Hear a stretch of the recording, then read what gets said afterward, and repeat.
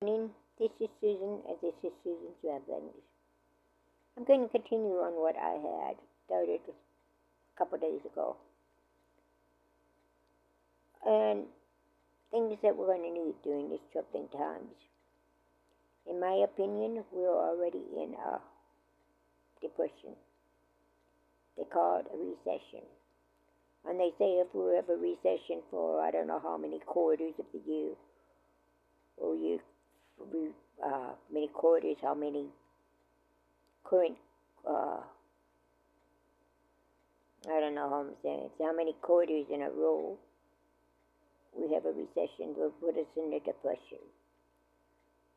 But to me, with the inflation we have, and with the foods and everything, prices skyrocketing, we already are most of us, in a depression. And I think we're just at the beginning of a depression. And I think it's going to become worse. So we're going to have to go, and I say this I don't know how many times to you guys, we're going to have to go back to basics. Right now, I can't even afford a turkey for Thanksgiving. Not in my area. Some people are reporting that turkeys are 69 cents a pound. I wish.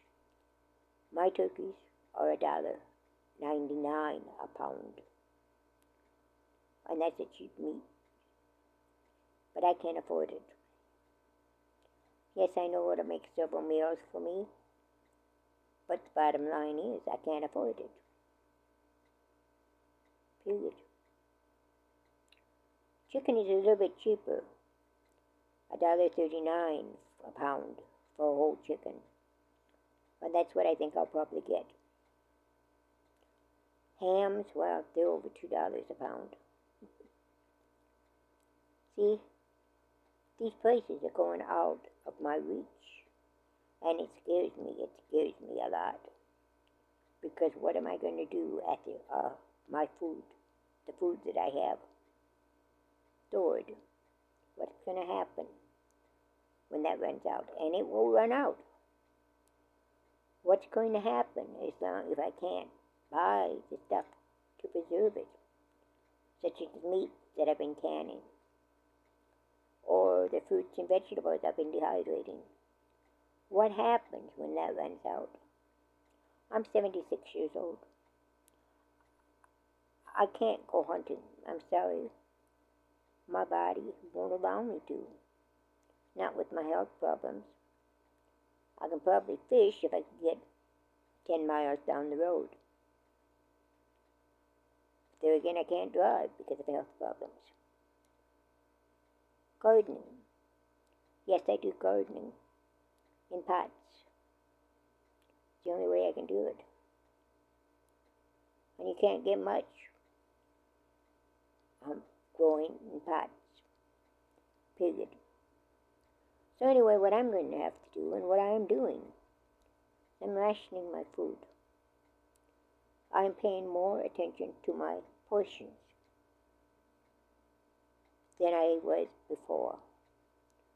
Most Americans eat more than we need to. That's why we have the obesity problem. And that causes a lot of health problems. That, in fact, is why we are fat. It's because we eat too much. Did you know a can of vegetables or a can of fruit that you buy in the store have 3.5 servings in it? That means you only have two cans for a week. 2 cans is all you need. Potatoes are very expensive. Yeah, anyway, I bought some potatoes the other day, and I got them. I thought I was getting cheap. 10 pounds for $4. That to me, that's cheap. I got 20 pounds. But you know what?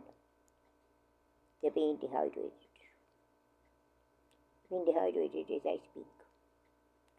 And they will last me many more longer, much longer. Ration control, portion control. and buy your stocks when they're on sale. Because even with today's high prices, they're going to go higher. Stock up only on the foods you will eat or your family will eat. Or find different recipes to use different foods. I'm in the process of finding recipes or looking for recipes with rice and beans. Because when I was growing up, we never had rice. Or the only time we had rice was when Grandma made her pineapple rice. And my brother has asked me several times to see if I can recreate that recipe. I think I'm pretty close to it. Beans, we never had beans except for baked beans when there was a family gathering.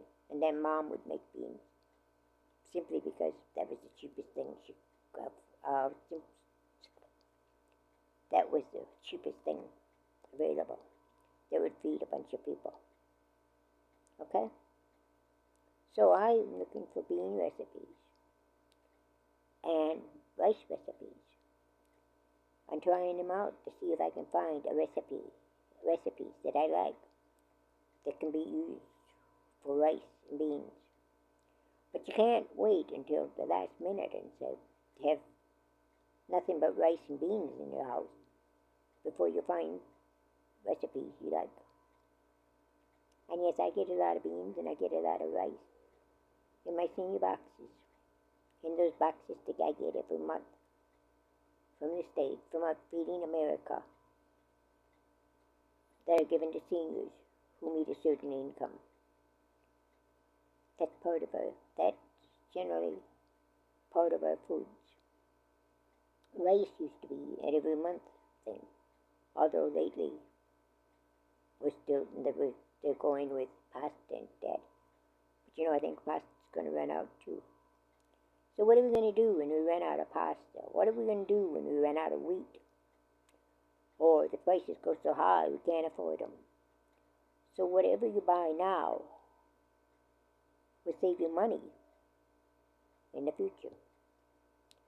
And your food will be worth more than the money in your bank. Funny, isn't it? You're going to have to learn to hunt. You're going to have to learn to fish. You're going to have to garden. You're going to have to learn what foods are available in your community for foraging. You're going to have to learn what herbs are the best for you.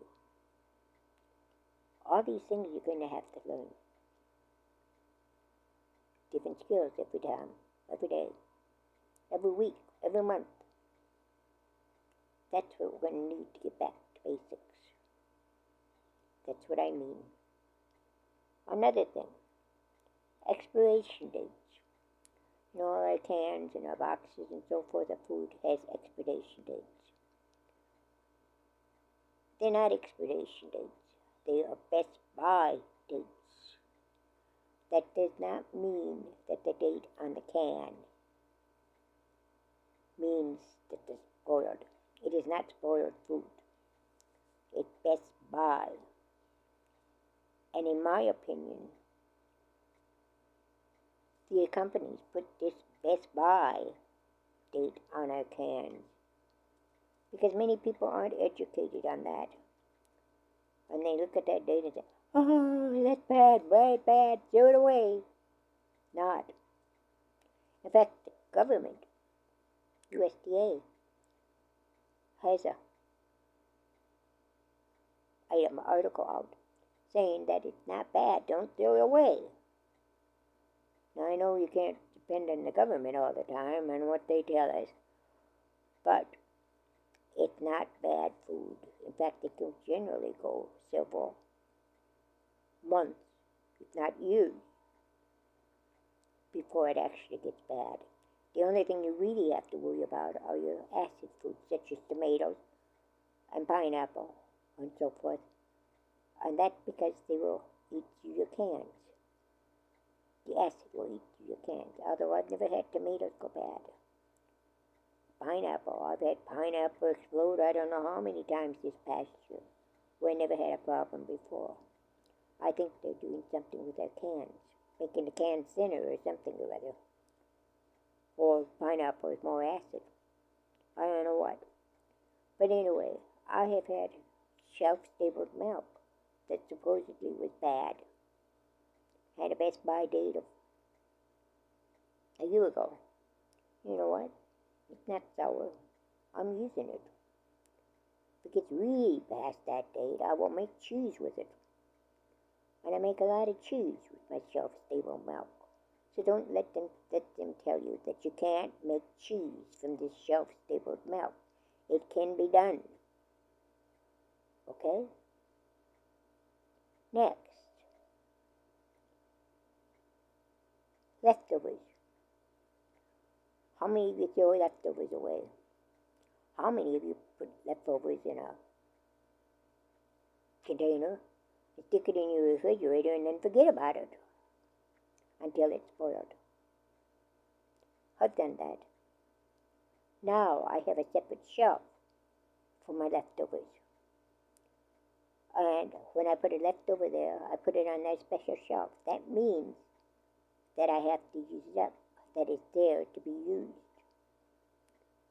Another thing, when you're drain juices off your food, such as your vegetables, or your fruits, or your fish, put them in a Ziploc bag and freeze them. Of course, don't freeze the fruit juice with the vegetable juice or the fish juice. Freeze them separately. But do not throw that down the drain. It has got lots of nutrients in. It may have a lot of sodium in, so you may have to work around that. But your vegetable juices can be used as a vegetable broth in your vegetable soups, or add them to vegetable broths. Your fruit juices can be added to puddings or rice. Give it a sweet touch without using any sweetener. Your fish juices, I use a lot of it for corn chowder or for fish chowder, clam chowder.